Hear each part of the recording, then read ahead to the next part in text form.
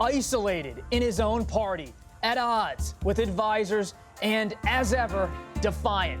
President Trump ignites a political firestorm over Russia. I'm Robert Costa. We dig into the latest reporting on the Trump administration tonight on Washington Week. I let him know we can't have this. We're not going to have it. And that's the way it's going to be.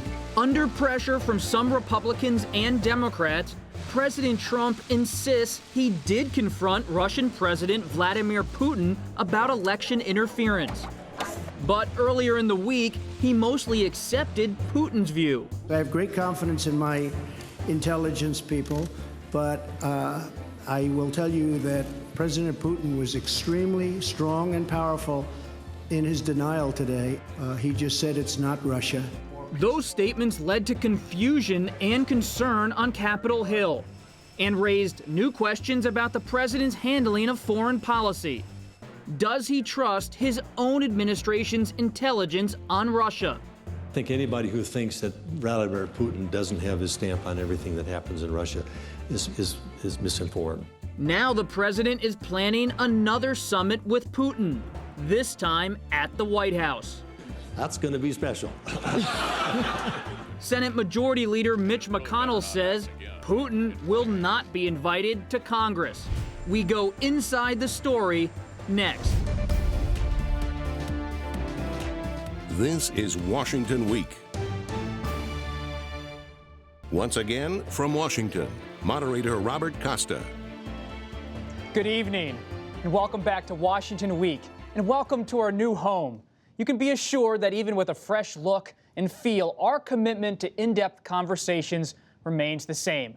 Now, to the news. The fallout from President Trump's meeting with Russian President Vladimir Putin has only fueled Mr. Trump's resolve, and he invited Putin to the White House this fall.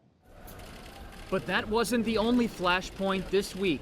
Dan Coates, the president's director of national intelligence, gave a candid and revealing interview during a security summit in Aspen, Colorado. When asked about the Trump-Putin summit, he had little to say. I don't know what happened in that meeting. I think as time goes by, and the president has already mentioned some things that happened in that meeting, I think we will learn more. But that is the president's prerogative. And he was surprised to learn a second summit was in the works. That Vladimir Putin is coming to the White House in the fall. Say that again?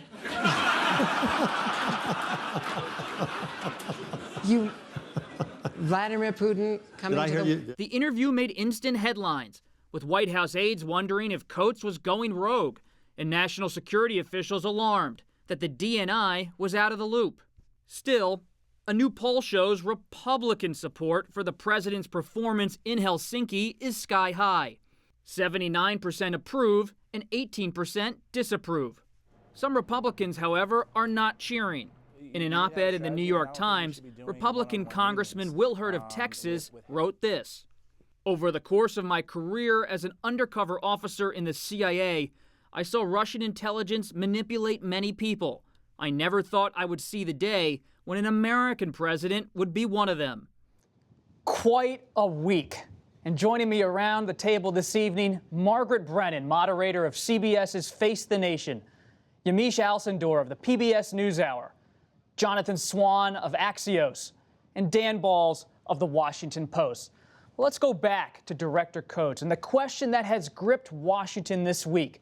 What is going on at the highest levels of the government with the people around the president? Margaret, you've spent much of your career covering the State Department, talking to top national security officials. What is the reality of what's happening around this president? The reality is that there is one Trump administration policy on paper, and then there is one that the president carries out. And they don't always match up. And no one on the national security team can actually honestly tell you with certainty that when the president walks into the room that he will stick to the principles they've laid out. The president celebrates this as flexibility. He says this has been an asset when he's been negotiating real estate deals. Obviously, the risk level is much higher when you were talking about national security objectives. And so this is where it creates this tension. You heard that from the DNI, Dan Coates, in looking gobsmacked on stage, almost making light of this idea that he, even though he oversees 17 intelligence agencies, didn't know that at one time the Russian ambassador and the foreign minister were going into the Oval Office, and he didn't know that Vladimir Putin was about to be warmly welcomed around the time of the upcoming congressional races. That's not a good look, but at the same time, the DNI, I think, was showing here that this was some space between him and the president because he wants to stand with the people in the intelligence community whose work he was defending on that stage. Jonathan, what's the view inside of the West Wing as they were watching all of that? Well, I got 2 phone calls in pretty quick succession. The first one was literally while it was still going, are you seeing this? Have you seen this? Did you know about this? I didn't know about this. Did you know about this? And the second one was pretty shortly after that, was a senior White House official who was already speculating about Trump firing Coates. This is not having yet spoken to the president about it. They're all completely blindsided by this interview. My understanding is John Kelly didn't know about the first he learned about it was when he saw it and sort of went, oh, okay. So that's not atypical in this administration.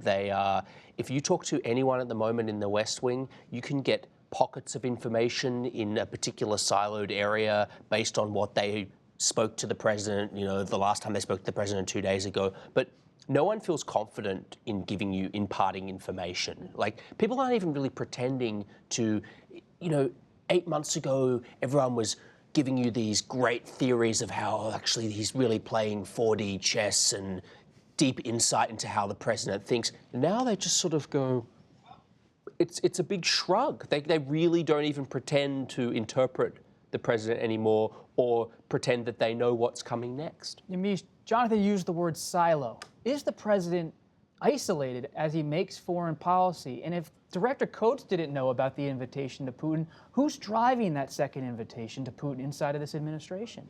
I think President Trump is absolutely driving everything. And the fact that he spent 2 hours when he was supposed to spend 90 minutes with President Putin alone in a room with only translators. He didn't take the people that were close to him. He didn't take at least Secretary of State Mike Pompeo or John Bolton. He didn't say, I need to have at least my super top aides with me in this room. He said, no, I'm going to go at this alone. And the fact that the DNI, Dan Coates, is saying that we'll figure out what was said at some point things will kind of leak out to us. It's almost like they're waiting for journalists like me, you, and Jonathan and others to tell them what happened. I think that as much as we as reporters think that we're wondering, okay, how do we kind of get at the information, the people that are in the West Wing, as well as the people who are working for the president, are themselves kind of searching for information. And I think President Trump likes this. There's this idea that he feels as though he knows what's best for his administration. I think at the very beginning there was some idea that, he was young, and he was, or not young, but he was not someone who was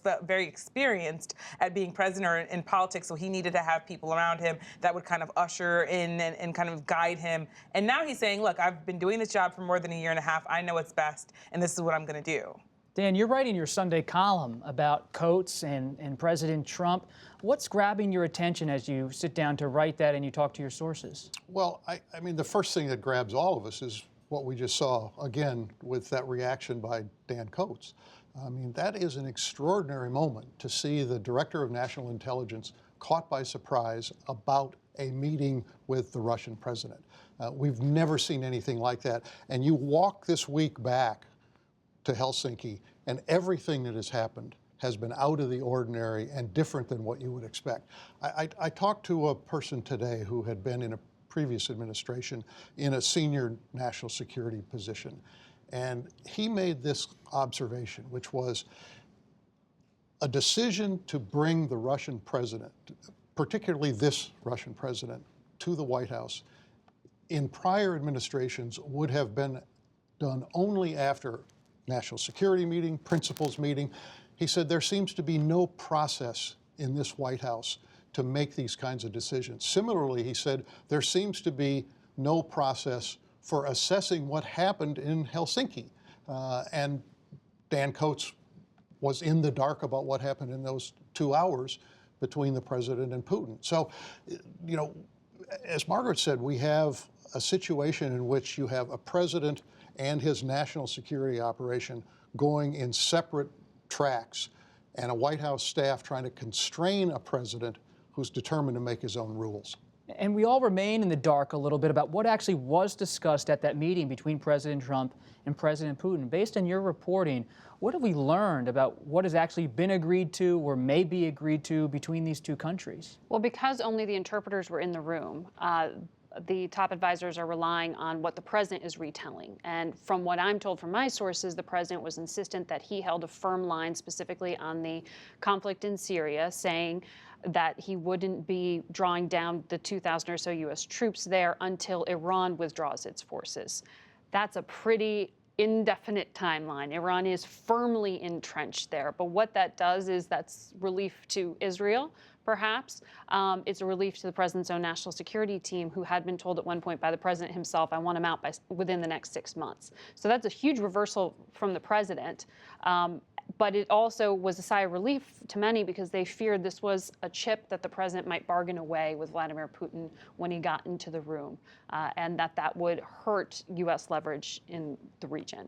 But on everything else, the main message I'm hearing is the message was the agreement. The meeting was the agreement, I should say, the next one.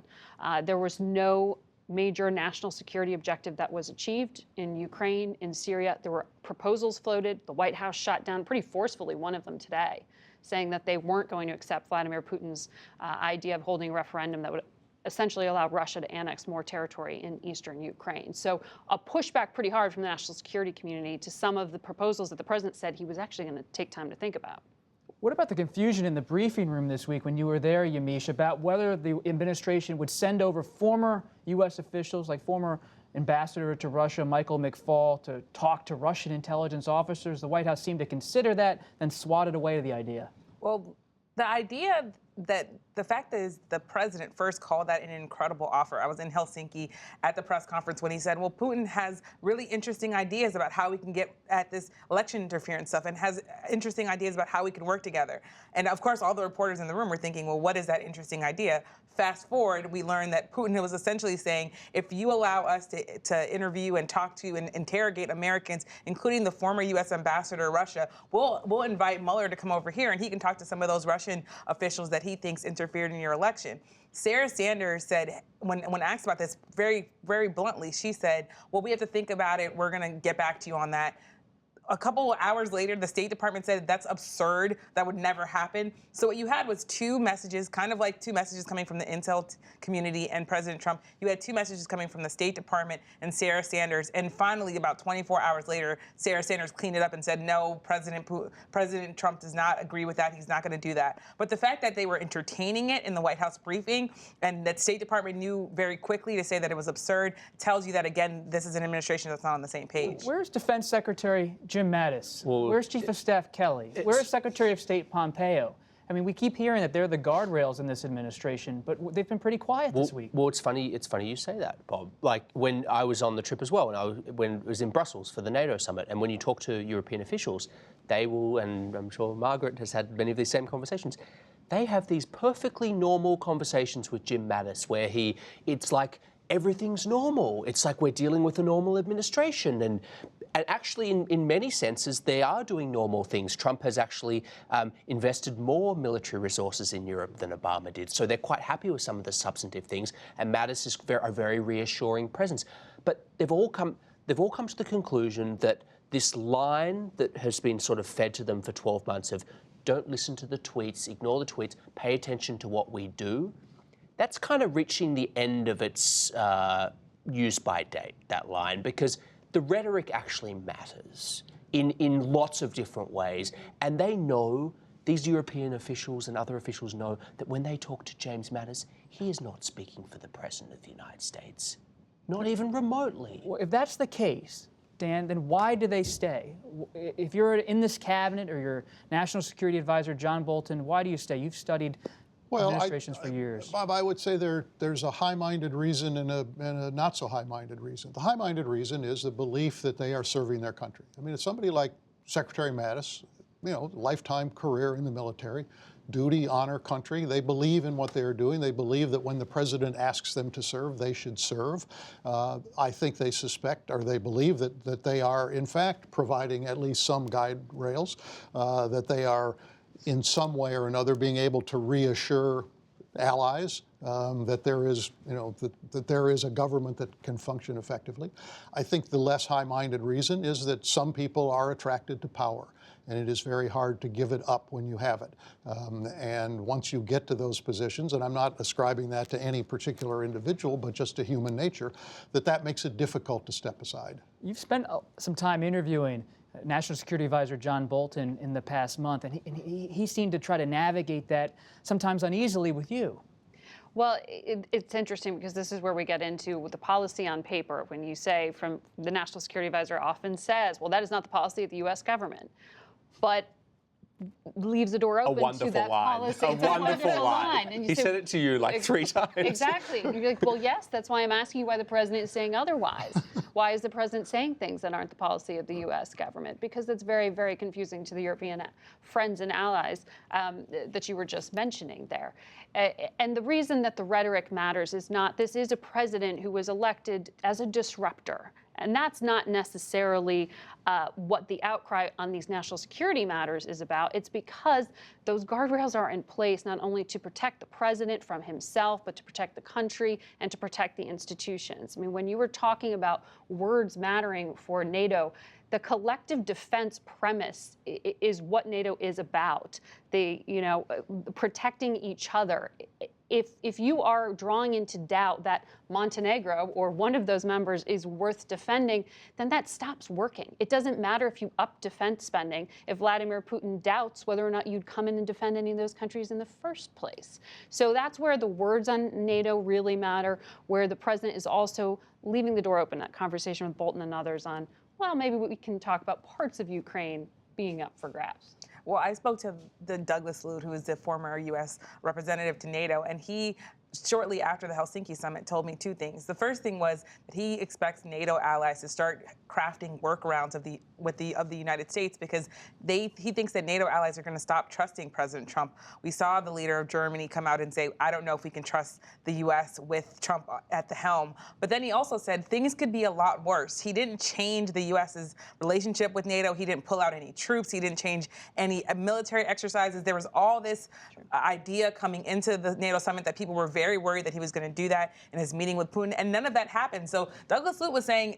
yes, it looks kind of crazy in some ways because of all the things that President Trump is saying, but that things haven't changed. And they're also watching all of this, not only in the administration, but on Capitol Hill. I was at the Capitol this week, and you see the alarm among some Republican senators like Jeff Flake of Arizona, and then you talk to others like Senator Rand Paul, and they take a much different view about the president's actions. Let's hear what they have to say. We have indulged myths and fabrications, pretended that it wasn't so bad, and our indulgence got us the capitulation in Helsinki. We in the Senate who have been elected to represent our constituents cannot be enablers of falsehoods. Absolutely, I'm with the president on this. The intelligence community was full of biased people, including Peter Strzok, McCabe, and dozens of others. I don't think anybody doubts that the Russians got involved with leaking email and hacking into email. But there is a question of whether or not the election was legitimate. And all of this is a sideways way for those on the left to try to delegitimize Trump and to say he didn't really win the election. Dan, we've been talking about all of the hawks around President Trump, but it's interesting to note that Senator Rand Paul, that libertarian, more dovish wing of the Republican Party, has actually been embracing President Trump's position on Russia. Is President Trump almost more of a non-interventionist libertarian on foreign policy than we sometimes recognize? Well, he may be, Bob. His comments during the campaign were certainly contradictory. He's somebody who, on the one hand, wants to project strength, muscularity, increase defense spending. But in other ways, as we've seen both as a candidate and his instincts as president, if not necessarily the policies, is to pull back. I mean, he wrestled with his advisors over what to do about Afghanistan for a very long time and finally agreed with them to put some more troops in rather than his view was, why are we still there? We've been in there 17 years, 18 years, let's get out of there. Similarly with Syria, as Margaret just mentioned. So the president may not know his own mind about these things. He doesn't have a kind of fully formed sense of national security issues.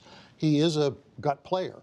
So he responds in certain ways when he's asked about things, but he hasn't necessarily thought deeply about them. And I think that creates the confusion. And I think it's a great point. I also think on Syria in particular, I was speaking with a former Obama administration official about it, and I said, really, tell me, what's the difference in the policy here? Because a lot of this looks very similar.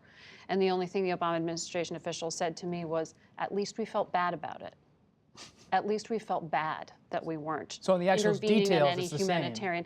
On the details, it's the same. The matter of 2 strikes actually being followed through on, those pinpoint strikes that were carried out by President Trump in the wake of 2 chemical weapons attacks. But when President Trump was standing there next to Vladimir Putin, he didn't say, hey, by the way, why are you breaking the deal you made with me in Hamburg last year to have a ceasefire zone in the south of the country? Why aren't we talking more about the humanitarian aid corridors and things like that? Secretary Pompeo is out there saying, we're going to talk about that. But President Trump was talking about saving lives with Russia and Syria instead of Russia bombing hospitals, as they continue to do. Jonathan, we saw the Axios poll. 79% of Republicans support the president's handling of Russia this week. Is that why we didn't see Senator Flake's bipartisan bill with Senator Chris Coons of Delaware even get a vote in the Senate? Republicans may be hand-wringing over about his style, but at the end of the day, they still want to stand with him politically. They're terrified of crossing him, almost to a person. And the profiles in courage are retiring profiles in courage. And there's a reason for that. And it's because they know he's vastly more popular than they are. The polling shows it. McConnell's got a 25% approval and Trump's is up in 80s. Most popular Republican president at this point in his presidency. I think he's even passed George W. Bush after 9/11 with Republican voters. So yes, and he also has the ability to, it's almost a superpower. You take an issue like Russia, it doesn't get much more orthodox than that in terms of the Republican Party being tough on Russia. He has flipped that party on that issue. And you can go down the list. FBI, the Republican Party's view of the FBI. Pick your issue. I mean, it's quite uncanny. Tariffs. Republican voters now support tariffs. So, yeah, they're terrified.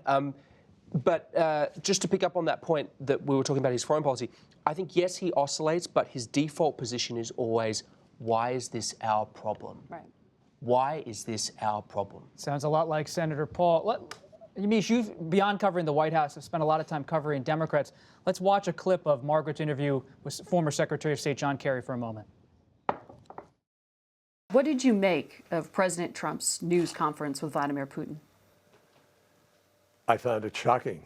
I found it to be one of the most disgraceful, remarkable moments of kowtowing to a foreign leader by an American president that anyone has ever witnessed.